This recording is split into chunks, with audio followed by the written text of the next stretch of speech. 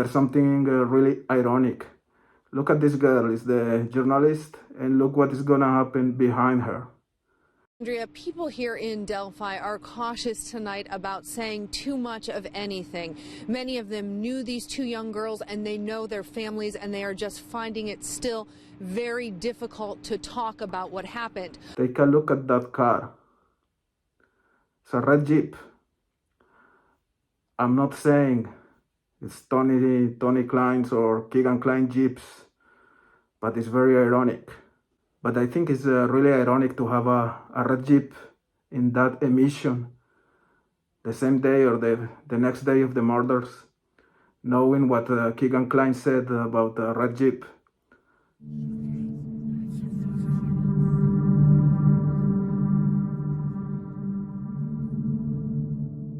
Hello everyone, welcome to my channel. I hope you enjoyed the video. First topic, random or not random? I would say not random. Remember the Hannah Shakespeare statement in the Lost documentary. Girls were presented in a certain way. Wasn't particularly trying to conceal them. I think he was actually trying to present them in a certain way. He was actually trying to present them in a certain way. He was actually trying to... And anyway, the geometrical configuration of the sticks on the bodies doesn't look random to me. Second topic, the motive. So we scratch our heads thinking about what was the motive. What if the motive was just because? Just because. Let's take a look to this scene from the movie The Little Things. Was there? What?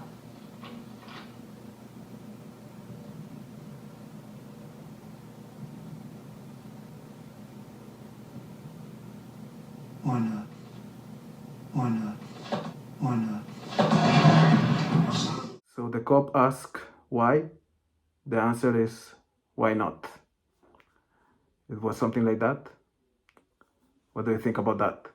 Maybe the motive was just about power. It's about power to you. Let's take a look to this scene from the movie The Little Things again. Extreme torture and the love bombs. No rape, no sodomy, no... So he deals with sexual pleasure. Why the extreme torture and the love bombs? No rape, no sodomy, no... So he deals with sexual pleasure.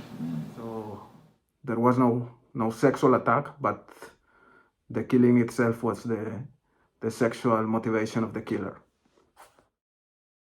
But I really think that a sexual attack was supposed to happen, but for some reason the killer or the killers couldn't perform the sexual attack. Something like this scene from the movie Dead Man Walking. Yeah, here we are. This is the bar. Can we get you a drink? You're down.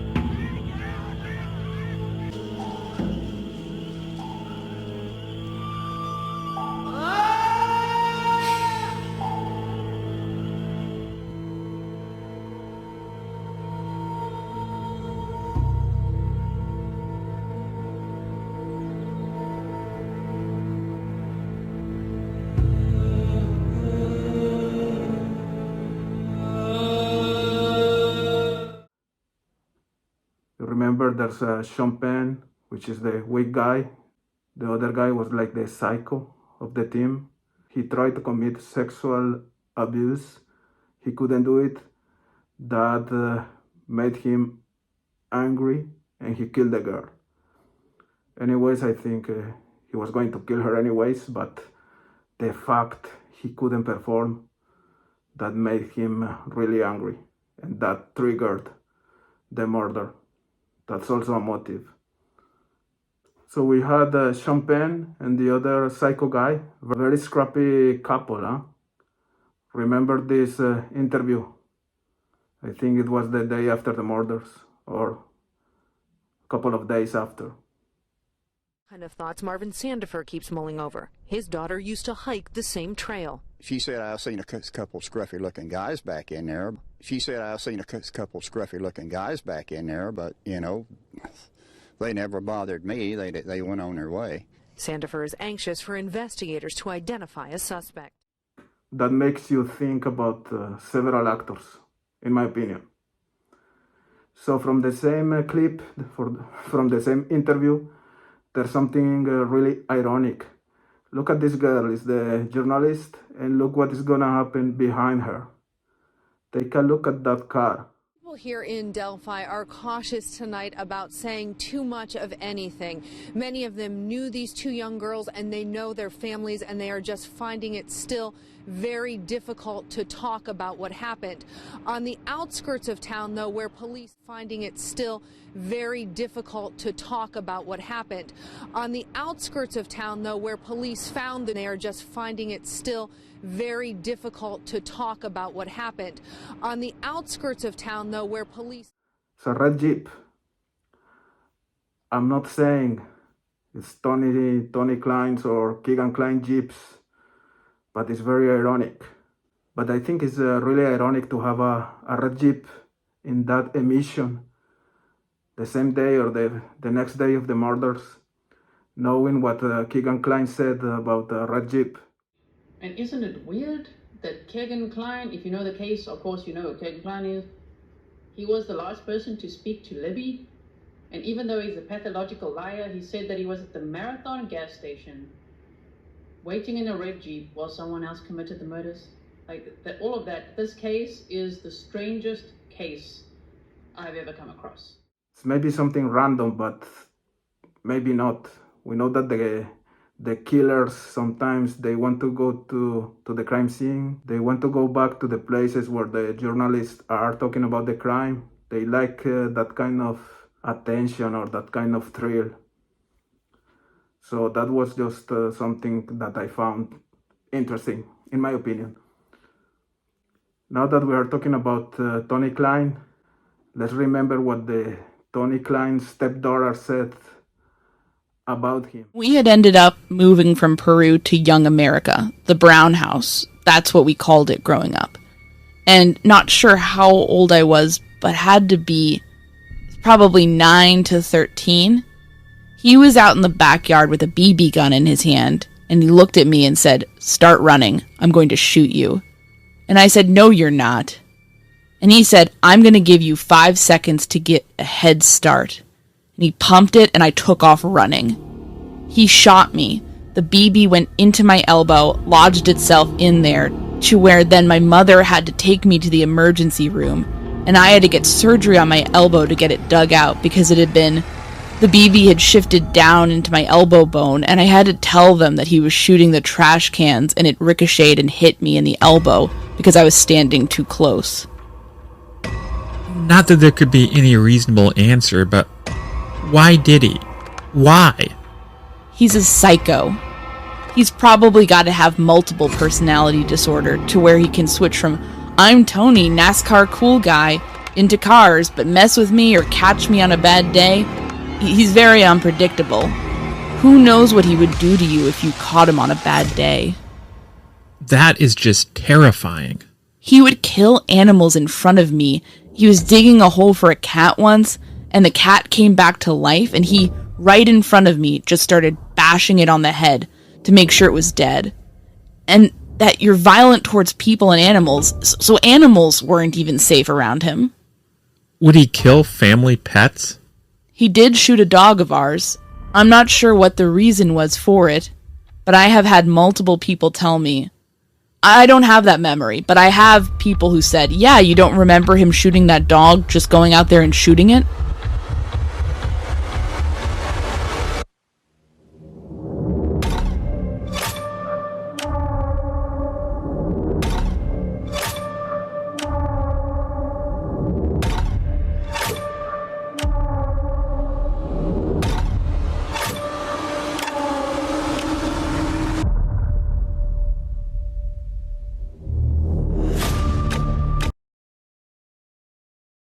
And this is the way I can visualize the modus operandi of a piece of shit like Tony Kline. How are we gonna help solving this crime? If we are helping, I would say paying attention to the little things. What was Julie's last supper? Roast beef. Why? The little things that are important, Jimmy. The little things that get you caught. It's the little things, Jimmy. It's the little things that rip you apart. It's the little things that get you caught. Another subject here, hiding in plain sight. How do you think someone like Brit's guy or the killer or the killers, they were hiding in plain sight? Maybe really easy. Let's take a look to this clip. It's a psychological experiment I really love. Directly to the killer, who may be in this room. We believe you are hiding in plain sight. The young man on the left is one of the experimenters. He has approached the white-haired man and asked for directions. Watch closely as two people carrying a door pass between them, and the first experimenter is replaced by someone else.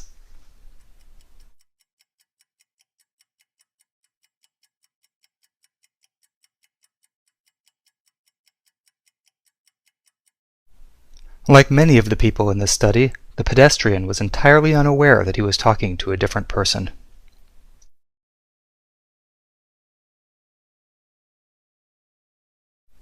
Approximately 50% of the people approached in this study didn't notice when the person they were talking to was replaced by someone else. Let's come back to the crime scene. We hear about horns, antlers, or just sticks on Abby's head. And I'm sorry guys, I know what you're thinking, but True Detective Season 1 comes to my mind right away.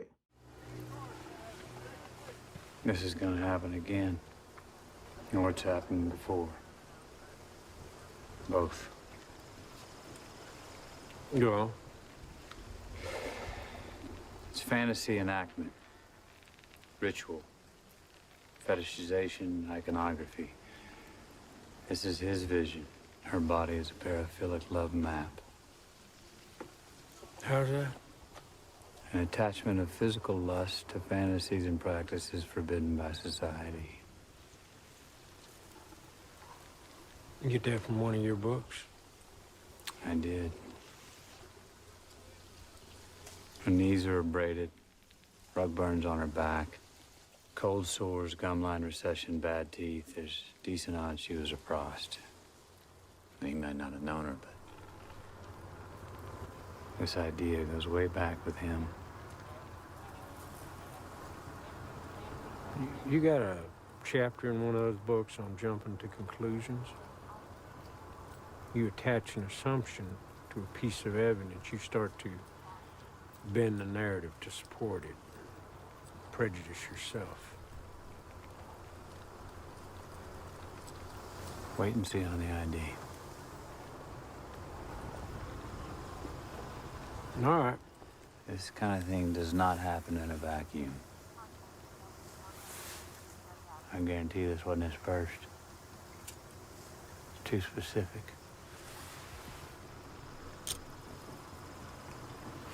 What do you think? One killer? Multiple killers? Multiple actors? Let's remember what law enforcement did say about that. The likeliness and the possibility of more than one person. We're not saying that the person, that the voice that you heard is the same as this person here. This is all very common. We cannot not to talk about Odinism. So at the beginning of this case, there was a lot of talking about religious and ritualistic things around the crime. Let's remember a little bit of that. There was some kind of signing, and that's consistent with a ritual sacrifice. It's very clear, it's very pronounced, and it takes time. If another crime scene had some of these unique characteristics that are worth photographing, could you connect that and potentially think this is the work of a serial killer? Or it appears to be a serial killer type of thing. The most likely thing is, and this is a terrible thing to hope for, is that some other crime would be solved and the person, as has sometimes happened in the past, the person would say, oh, I committed this crime in Delphi also. There was so much physical evidence at the crime. We have cell phone evidence and we have DNA evidence. And then not to mention the fact, of course, we had video and audio of the person I think certainly killed the girl. This clip, you're gonna say, Cryptex, shut up. Stop saying shit like that. It's unprofessional. And maybe you're right. I'm gonna shut up right now. But before ending this video, I just wanna remember 3 great persons of this community who shared the Bruiser, Michael Katt, and Shawn Harmon. And 6. That live stream, that was really a lot of fun, man. Go watch CRIPTEX Delphi about the signatures. That I just found that show, that was done about 3 hours ago, I think. Pretty good. Rest in peace, guys. That was all for today. I hope you enjoyed the video. Again, feel free to disagree. Don't be a troll. Let your comments in the comment section. And just before leaving, this is a movie called The Silence. It's a German movie. I think what happened in Delphi was something like that. We can see 2 pedophiles watching Sesame.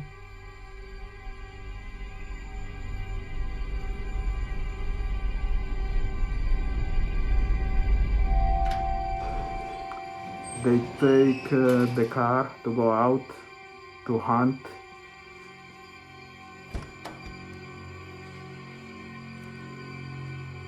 In this case, there's a red car. You can take about a red Jeep also if you want. They're going out, as you can see here.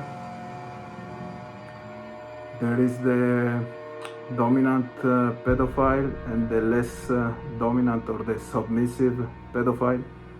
When these guys work in a team, that's the dynamic.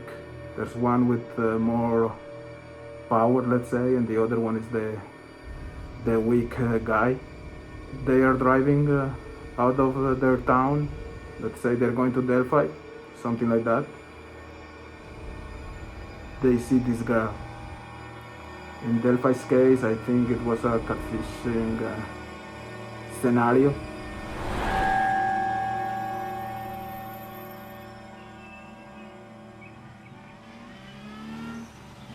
They already knew that the girls, or at least Libby, was gonna be there at the bridge.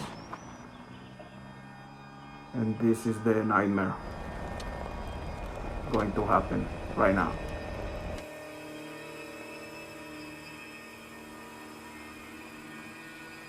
This movie is it's very well done. The director is, or the filmmaker is the guy from Dark. I don't know if you know the series Dark. I think it was in Netflix or Amazon Prime. I don't know. So, attention, this is very disturbing. I cut the worst part of this scene, but there's still a very perturbing images here. So this is the killer. He just committed the sexual attack. He killed the girl. And there is the other guy waiting in the car. Sounds familiar? I was waiting in the red Jeep while my father was committing the crime. Now they're moving the body. In this case, there's no staging. They're just moving, and they're trying to hide the girl. If you can see this movie, it's awesome. I recommend this movie, guys. Sorry, guys. It's called The Silence. It's German. I don't remember the year, but it's very good. And there's a lot of similarities to Delphi. So if you can take a look to this movie, you're not gonna regret. It's really heavy. So that was The Silence. I hope you enjoyed the video. Again, feel free to disagree, don't be a troll.